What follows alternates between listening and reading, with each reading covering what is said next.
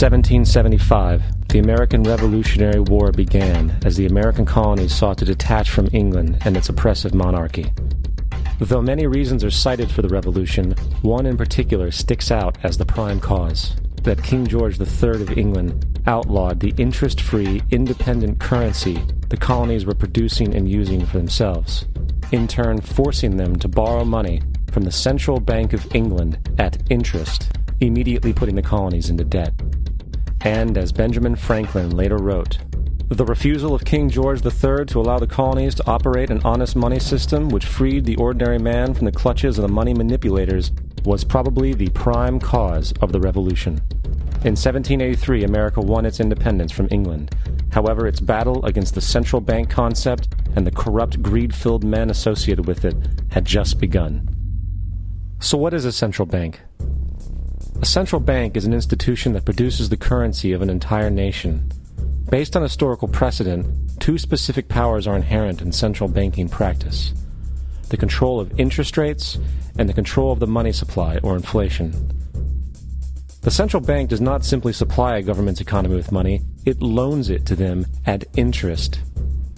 Then, through the use of increasing and decreasing the supply of money, the central bank regulates the value of the currency being issued.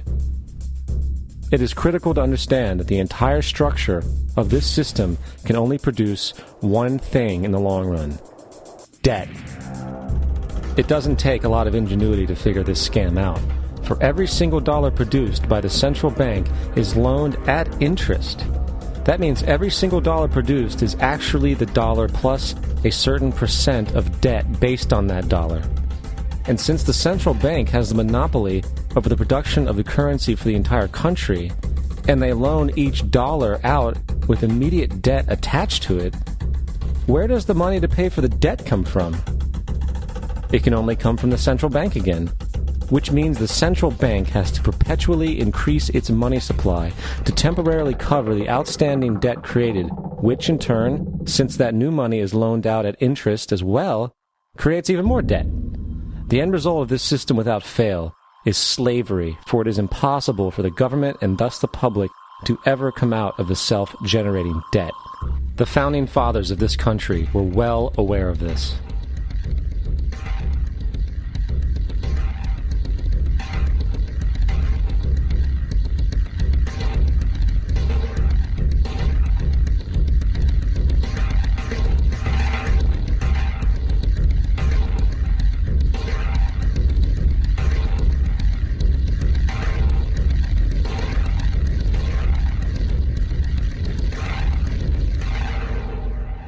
By the early 20th century, the U.S. had already implemented and removed a few central banking systems, which were swindled into place by ruthless banking interests.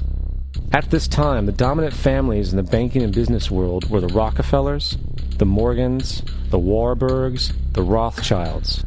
And in the early 1900s, they sought to push once again legislation to create another central bank. However, they knew the government and public were very weary of such an institution, so they needed to create an incident to affect public opinion. So, J.P. Morgan, publicly considered a financial luminary at the time, exploited his mass influence by publishing rumors that a prominent bank in New York was insolvent or bankrupt. Morgan knew this would cause mass hysteria, which would affect other banks as well. And it did. The public, in fear of losing their deposits, immediately began mass withdrawals. Consequently, the banks were forced to call in their loans, causing the recipients to sell their property, and thus a spiral of bankruptcies, repossessions, and turmoil emerged. Putting the pieces together a few years later, Frederick Allen of Life magazine wrote, "The Morgan interests took advantage to precipitate the panic, guiding it shrewdly as it progressed." Unaware of the fraud, the Panic of 1907 led to a congressional investigation headed by Senator Nelson Aldrich, who had intimate ties to the banking cartels and later became part of the Rockefeller family through marriage.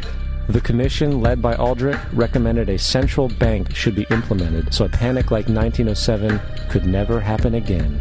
This was the spark the international bankers needed to initiate their plan. In 1910, a secret meeting was held at a J.P. Morgan estate on Jekyll Island off the coast of Georgia. It was there that the central banking bill called the Federal Reserve Act was written. This legislation was written by bankers, not lawmakers.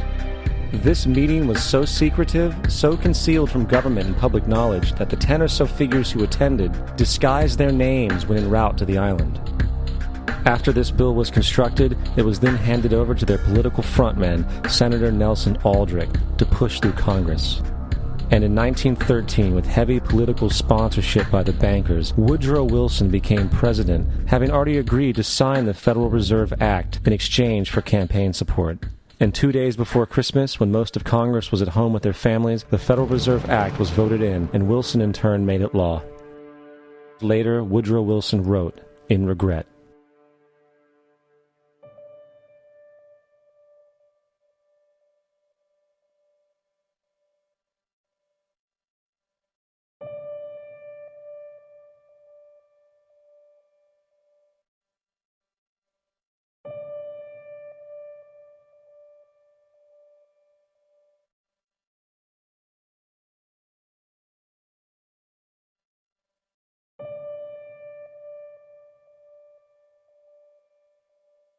Congressman Louis McFadden also expressed the truth after the passage of the bill.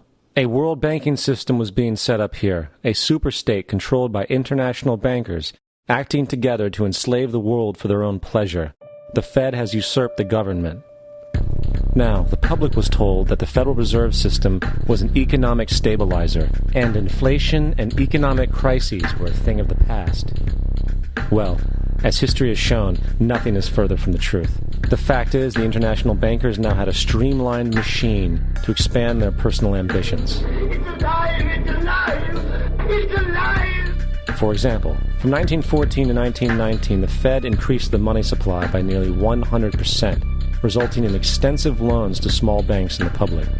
Then, in 1920, the Fed called in mass percentages of the outstanding money supply, thus resulting in the supporting banks having to call in huge numbers of loans, and, just like 1907, bank runs, bankruptcy, and collapse occurred. Over 5,400 competitive banks outside of the Federal Reserve System collapsed, further consolidating the monopoly of the small group of international bankers. Privy to this crime, Congressman Lindbergh stepped up and said in 1921, "Under the Federal Reserve Act, panics are scientifically created. The present panic is the first scientifically created one, worked out as we figure a mathematical equation." However, the panic of 1920 was just a warm-up. From 1921 to 1929, the Fed again increased the money supply, resulting once again in extensive loans to the public and banks. There was also a fairly new type of loan called a margin loan in the stock market. Very simply, the margin loan allowed an investor to put down only 10% of a stock's price, with the other 90% being loaned through the broker. In other words, a person could own $1,000 worth of stock with only $100 down. This method was very popular in the roaring 1920s, as everyone seemed to be making money in the market. However, there was a catch to this loan. It could be called in at any time and had to be paid within 24 hours. This is termed a margin call, and the typical result of a margin call is the selling of the stock purchased with the loan.